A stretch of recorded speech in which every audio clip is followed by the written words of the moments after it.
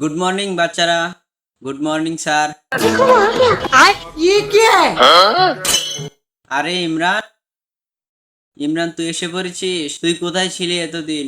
হ্যাঁ ইমরান, আরে ইমরান আবার কি? এমসি বাবা।